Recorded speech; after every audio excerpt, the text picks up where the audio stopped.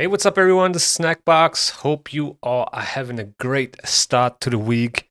It's Monday, and man, I had a little sniping battle this morning, which I want to share with you. So let me pull that up real quick. So, as you know, I pulled my remnant summons on Saturday. I got a Galateer, which was absolutely amazing, and I hit 5,600 points, which was pretty good. I also opened like 60 ancient shards. Feel free to check out that video. I'll put it in the description below. And yeah, so basically, I was looking at the Champ Chase tournament, and it was looking pretty easy. So I decided to push a few more points, and I got a couple more points with brought more fusions. So there you can see it actually right here. So I was at 6,300 points. Second place was at 6,700. I was actually, after my summoning session on Saturday, I was on a second place, and these guys kept pushing. Obviously, they wanted to get those fragments or the relic mats. I'm not quite sure, but these two guys were pretty much contesting first and second place. And it was still, within my reach. I still had some fragment summons ready to go and some void shards. And also, we had the Marichka progressive and the Taras progressive event yesterday. I think it was because of the Ukrainian Independence Day. But anyway, so I was thinking, what if I get a Marichka too? So Galateer and Marichka back to back. That would have been insane. And yeah, I was dreaming big, but didn't really get it. But anyway, I was just waiting for the timer to go down. So the progressive chance event actually ended 5 minutes before the champ chase ended. So, I was trying to time it perfectly and still, make use of that progressive chance just to have a little higher chance if I hit a Lego that it's going to be Marichka. But in the end, I got one epic in the first 10 pull, and then the second 10 pull, that was pretty solid actually. So I got, one in the first 10 pull, two in the second 10 pull. That got me a lot of points, and that was actually pretty huge.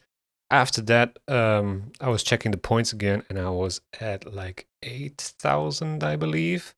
8,000 something or 7,000, I don't know, but I collect the legendary book. So yeah, 8,200 points.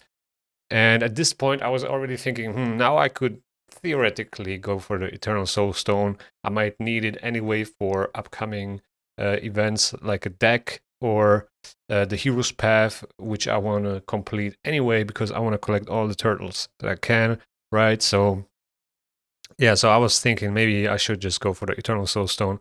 But at this point, I was in the first place, but not a huge lead, right? 600 points is not a lot. That's like one fragment fusion and a little bit more.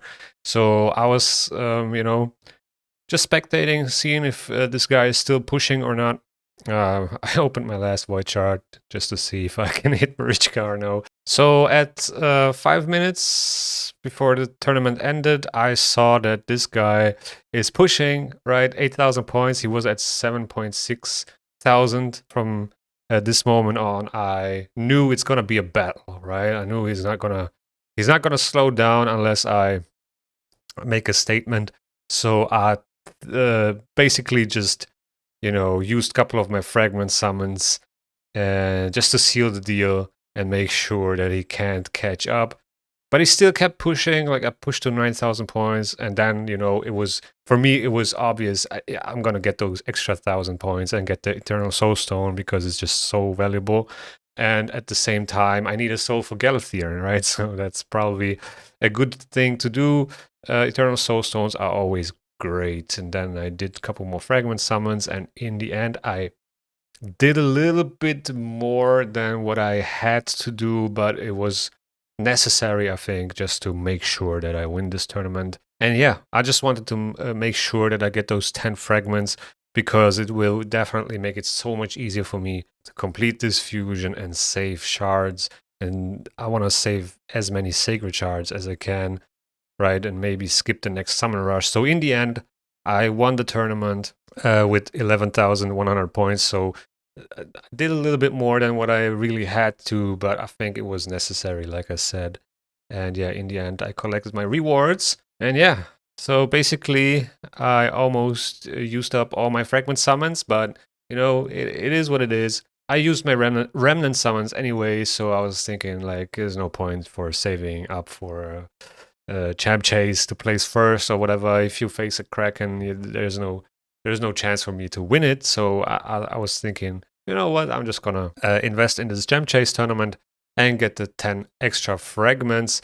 And that's now actually allowing me to skip one of the Dungeon Divers events and the upcoming Summon Rush, which is pretty cool because that means I can save my Sacred Shards for a Hero's Path or a deck. And I'm pretty sure there's going to be a Hero's Path for Leonardo or one of the other turtles. And I want to make sure that I have enough shards for that. So we still have some time, you know, I think in September, end of September or October, that's when the Hero's Path is going to come, but I'm not sure. So yeah, basically, now that I got those extra 10 fragments for the fusion, for Donnie, I'm at 55 now. That means I can skip another 10. And you can already skip 10 because there are 110 in total without the leaderboard ones. So I can skip 20 now, basically, right? And that means I can skip the Summer Rush, 15 fragments from the Summer Rush, and then 5 fragments from the Dungeon Divers.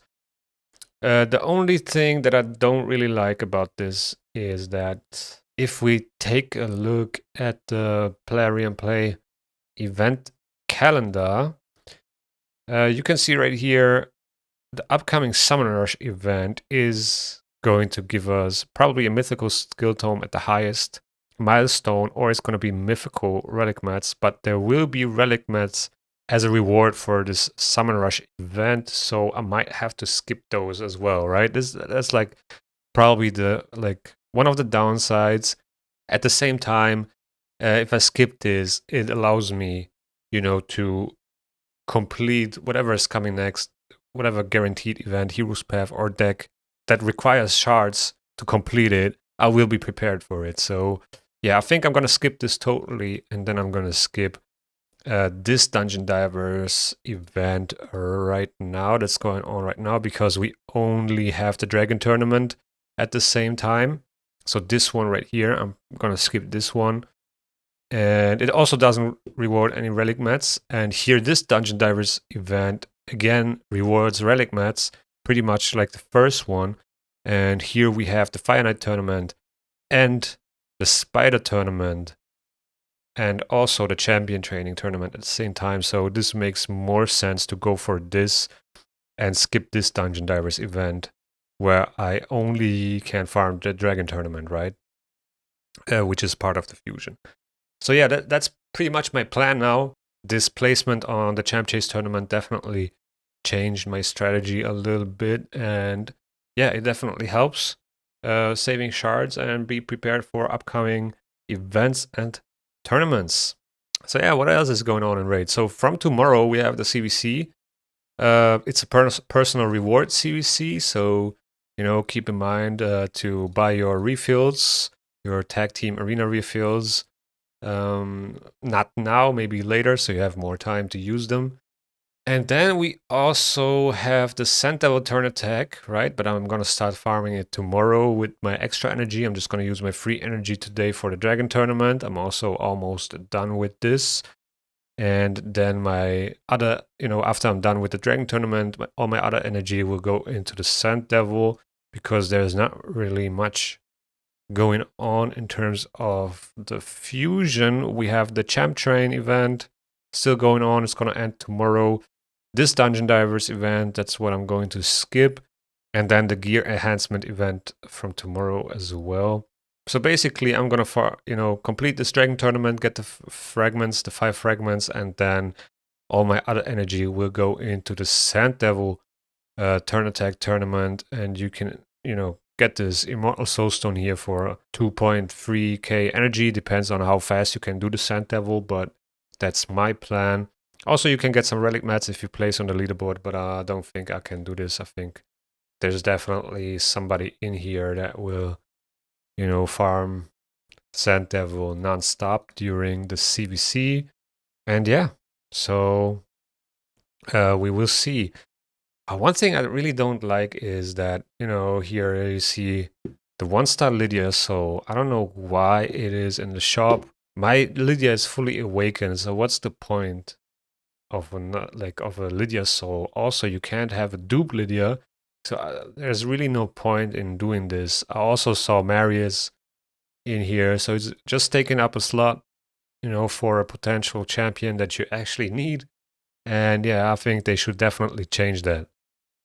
Now, if it's a champion that you can get dupes for, that might be different, right? But why Lydia and Marius? That makes absolutely no sense. So yeah, I can only advise you to save up all your soul stones and stack up as many coins as you get, because I'm pretty sure there's gonna be a deck or a hero's path that's gonna feature soul stones or requires soul stones to get points for one of the turtles. So make sure you save those stones, especially the big ones if you have some. But yeah, anything helps. Also, I did a little poll on my channel and I asked you guys, who's your favorite Ninja Turtle? And yeah, 53% of the 513 votes said Leonardo is the favorite Ninja Turtle. And he's probably also the best one in Rachel Legends, because he just seems crazy strong. Like, he's void affinity, defense based. He has ignore defense on his A1 for each buff. He can stack it up to 15%. He has unkillable counterattack. And then he's the Ninja Turtle Unity champion as well. He can remove all buffs if he kills an enemy with this skill, and it cannot be resisted. And then this passive, so insane, places a stone skin buff on this champion for 1 turn each time this champion's HP drops below 50%. So yeah, a lot of survivability. Apparently he can also smack. His defense is pretty high, his speed as well. And yeah, it's just, I think he's gonna be impactful on the meta. Yeah, he brings everything you kind of want on a damage dealer. He can remove buffs. He can, survive. Unkillable and stone skin. He counterattacks. Yeah, so pretty amazing, and I think he will be awesome in the arena. I can't wait to get this guy. And as I said, it's probably going to be a Hero's Path guaranteed event on a Hero's Path or a deck. So make sure you save up as many soul stones and shards as you can, and also energy, just to be prepared to get this guy, because I think it's really worth it. Now, if we take a look at the comments, Valtarius here said they should make Leo and Raph easy to get for once. Like, instead of 30 sacreds, maybe like 3 to 5. And I'm pretty sure that's not gonna happen. It's gonna be like 15 to 20 sacred shards for a guaranteed Leo, and another 15 sacreds for his 5-star soul or whatever. And that's what it's gonna be. So as I said, make sure to stack up your shards. You don't want to miss out on this. It's, after this event, you won't be able to pull these guys anymore. So, make sure to save your resources as much as you can. If there are any progressive events now during the CVC, don't participate in them. Just hang on, chill, hold back. It's going to be worth it. Trust me. But yeah, guys, that's pretty much it for this video. Just wanted to give you a little update and share my sniping session this morning with you guys. And yeah, with that being said, thank you guys for watching. I hope you enjoyed. If you enjoyed, please hit the like button. It really goes a long way. Also, subscribe to the channel if you haven't already. The YouTube algorithm is going to suggest you a video that you might like right here. And see you in the next one.